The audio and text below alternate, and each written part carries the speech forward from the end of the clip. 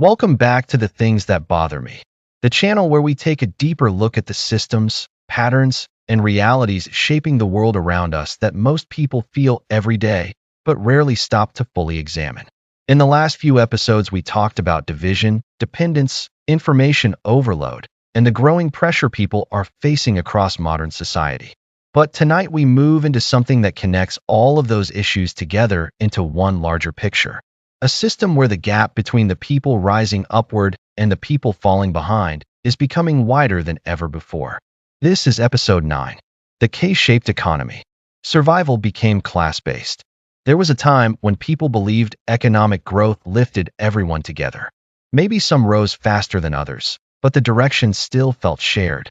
That belief is disappearing. Today, one side of society is gaining wealth, ownership, protection, and opportunity, while another side struggles just to maintain basic stability. One group benefits from rising markets while another gets crushed by rising prices. One class gains freedom while another enters permanent survival mode. Tonight we are going to talk about the widening economic divide that is reshaping daily life itself.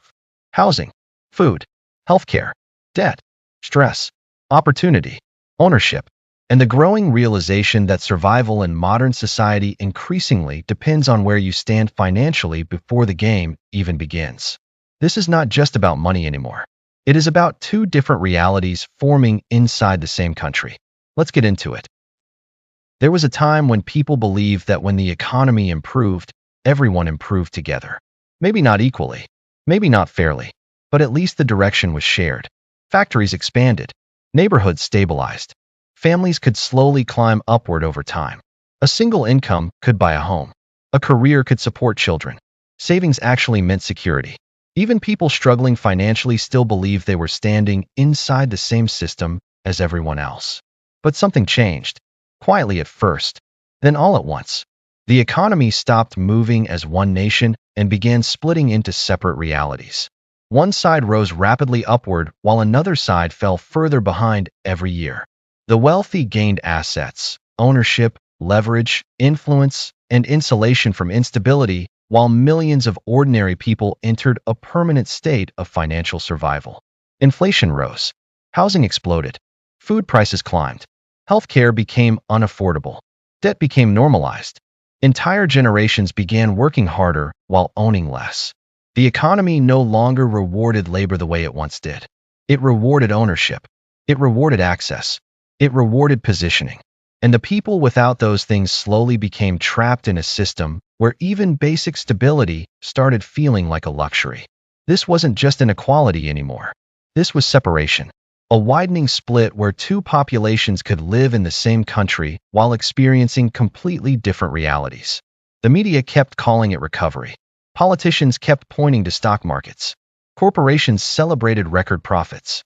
But millions of people looked around and realized the prosperity being discussed on television never actually arrived in their neighborhoods. One group invested while another borrowed. One group accumulated assets while another accumulated bills. One group purchased second homes while another wondered if rent would increase again next month. One side gained freedom through wealth while the other lost freedom through dependence. The economy didn't collapse equally. It separated strategically. That separation has a shape. Economists call it the K-shaped economy. The upper line rises upward. The lower line drops downward. Two populations moving in opposite directions under the same system. And every year that distance grows larger, survival itself becomes more connected to class. Not comfort, not luxury. Survival. Access to healthy food, safe neighborhoods, stable transportation, medical care, education, mental peace, time, energy, opportunity. Even hope itself started becoming class-based. Tonight we are going to talk about the widening divide that transformed modern life into a tiered society where your position determines not only how you live, but how much pressure you absorb every single day. Section 1. The economy stopped rising together. For decades, people were taught to believe economic growth naturally benefited society as a whole. If businesses expanded, jobs would follow. If markets grew, wages would eventually improve. If technology advanced, life would become easier for everyone. But over time, the structure changed. Economic growth became increasingly disconnected from the average worker. Productivity continued rising while wages stagnated. Corporate profits exploded while purchasing power weakened. Entire industries became more efficient without improving the lives of the people actually doing the work. Wealth concentrated upward while financial pressure spread downward. The old model where labor alone could slowly build stability started collapsing. People noticed they were working longer hours while falling further behind. Retirement became uncertain. Savings disappeared into emergencies. Basic life expenses began consuming entire paychecks. The economy still grew, but the growth became selective. It no longer lifted everyone together. It began rewarding those who already possessed assets, investments, connections, and leverage while leaving everyone else exposed to rising costs and shrinking security. Section 2. Ownership became the dividing line. The modern economy increasingly rewards ownership over labor. That is one of the most important transformations happening in society today. People who own assets, homes, stocks, businesses, land, intellectual property, benefit from rising prices and expanding markets. People without ownership experience those same rising prices as pain. Housing is the perfect example. For homeowners with multiple properties, rising real estate values create wealth. For renters, those same increases create instability and displacement.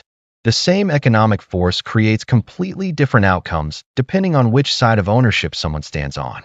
This pattern now affects nearly everything: energy costs, healthcare, education, transportation, technology. Those with investments gain protection from inflation, while those living paycheck to paycheck absorb the full force of it. Wealth now generates more wealth while labor struggles to keep pace. The result is a society where working full-time no longer guarantees stability because labor itself has lost bargaining power against concentrated ownership. Section 3. The middle class entered a slow collapse. The middle class was once the stabilizing force of society. It represented people who could afford homes, raise children, save money, and maintain a reasonable level of independence without being wealthy. But the pressures against that class have intensified from every direction. Manufacturing jobs disappeared. Wages stagnated. Housing costs exploded. Healthcare became financially devastating. Education created massive debt burdens. Inflation slowly consumed purchasing power year after year. Families that once lived comfortably began depending on credit cards simply to maintain basic life expenses. Many households survived only by adding multiple incomes, longer hours, and constant financial juggling. The appearance of stability remained while the foundation underneath weakened. Eventually, even emergencies became catastrophic. One illness, one job loss, one car repair, one rent increase. Suddenly, people discovered how fragile their situation really was. The middle class did not disappear overnight. It eroded slowly until survival stress became normalized. Section 4. The digital economy accelerated the split.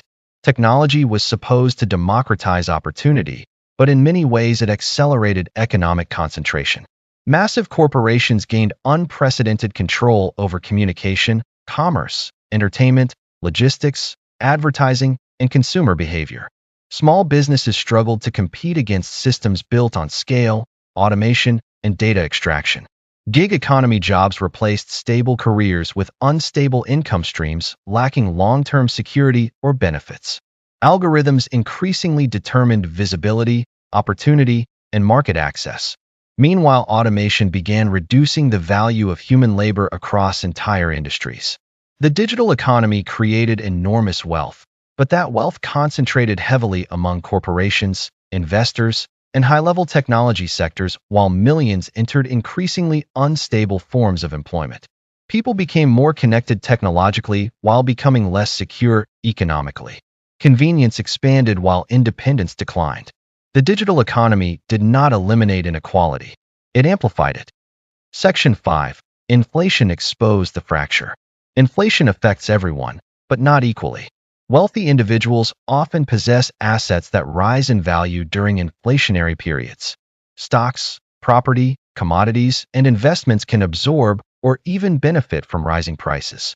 But ordinary workers experience inflation directly through survival expenses.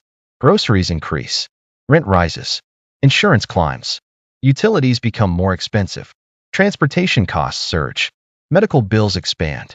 Every dollar stretches less while wages lag behind. This creates a psychological exhaustion that compounds over time because people are forced into constant defensive financial behavior.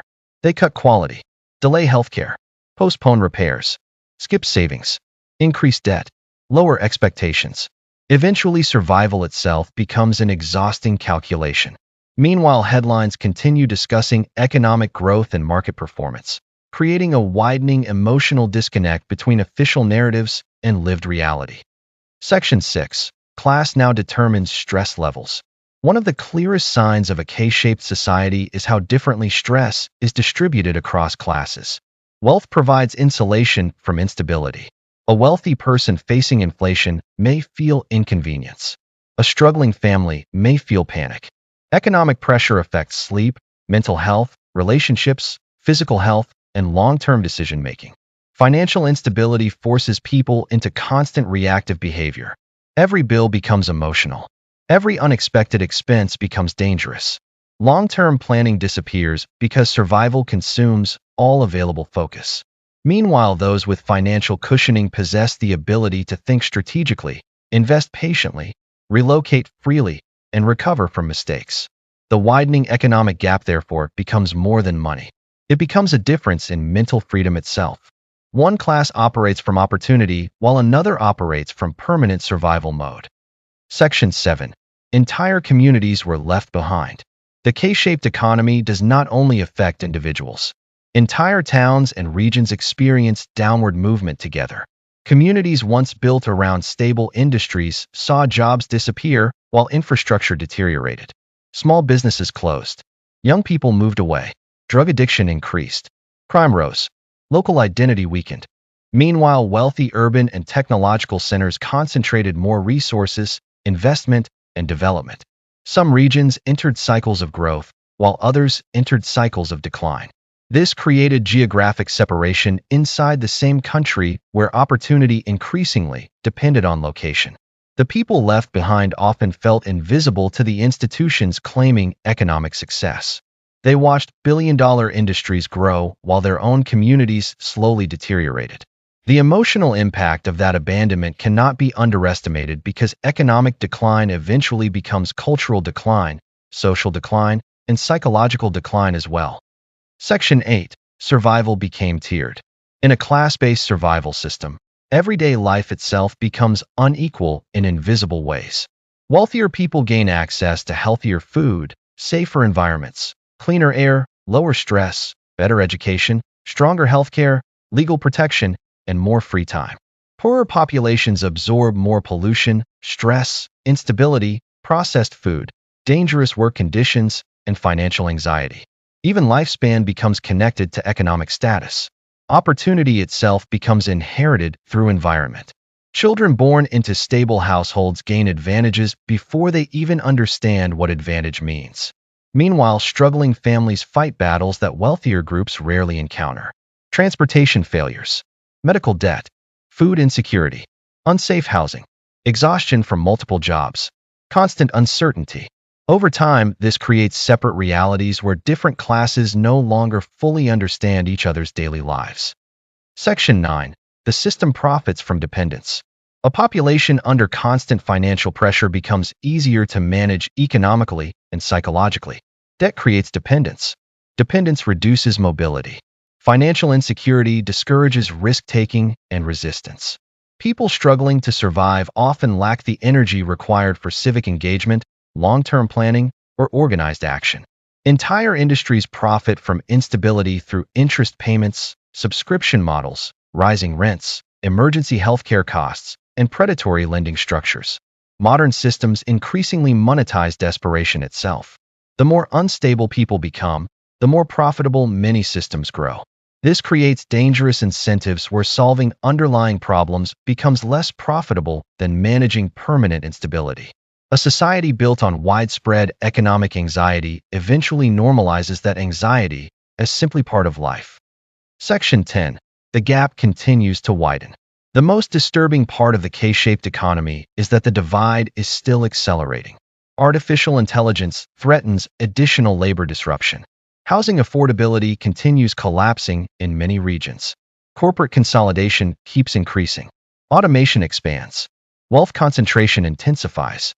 Younger generations enter adulthood carrying debt into economies with declining ownership opportunities. Meanwhile, financial markets continue rewarding asset holders at extraordinary levels. The upward line keeps rising while the downward line keeps struggling to stabilize. The danger is not simply inequality.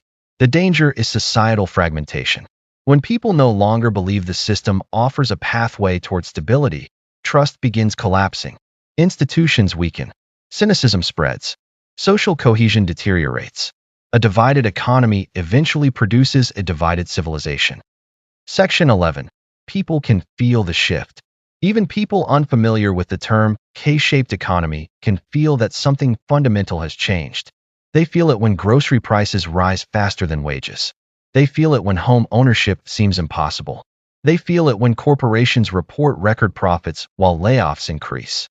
They feel it when entire generations postpone families because survival costs too much. The public senses the separation even if they cannot fully explain it. That emotional awareness is growing. More people are recognizing that the economy is no longer functioning as a shared national experience.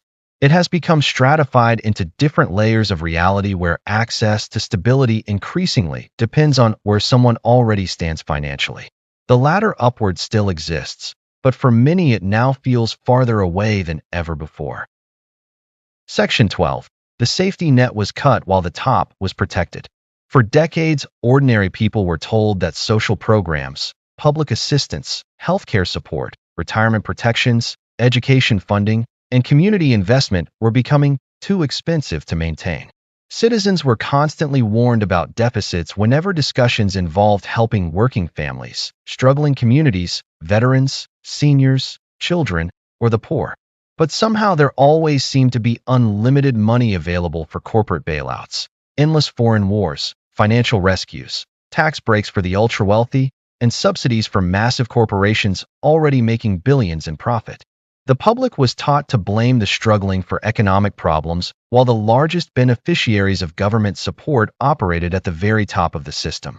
Billion-dollar industries received handouts, loopholes, debt relief, favorable legislation, and taxpayer-funded protection, while ordinary people were told to work harder and accept less. Entire corporations privatized profits while socializing losses whenever collapse threatened their position. Banks were rescued. Major industries were rescued. Investment firms were rescued. Meanwhile, working families lost homes, savings, healthcare, and stability with little protection at all. The system increasingly punished dependents at the bottom while rewarding dependents at the top. The modern billionaire class often presents itself as completely self-made and independent from government support. But in reality, many of the largest fortunes on earth were built inside systems heavily subsidized, protected, and stabilized by taxpayers. Public infrastructure, government contracts, central bank interventions, tax loopholes, labor exploitation, deregulation, intellectual property protections, and bailout systems all helped create enormous concentrations of wealth. Yet the public conversation rarely frames billionaires as dependent on state support.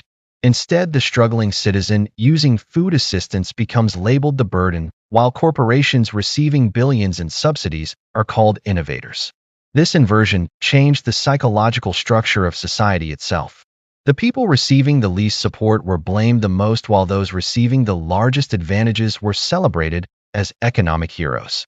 As the safety net weakens for ordinary people, survival pressure intensifies downward while protection remains strongest upward.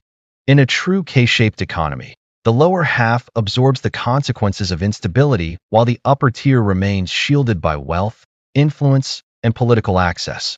That is why more people are beginning to ask whether the real parasite class was ever at the bottom at all, or whether it has always existed at the very top, while convincing everyone else to fight among themselves below it. In closing, the K-shaped economy is not just about numbers on a chart. It is not just about markets, interest rates, inflation reports, or political talking points. It is about two entirely different realities forming inside the same country. One side rises upward with expanding wealth, growing assets, increasing ownership and insulation from instability, while another side falls into deeper dependence, deeper stress, deeper exhaustion, and deeper uncertainty about the future. The distance between those realities grows larger every single year, and the people living through it can feel that widening divide in almost every part of life. They feel it at the grocery store. They feel it when rent increases again.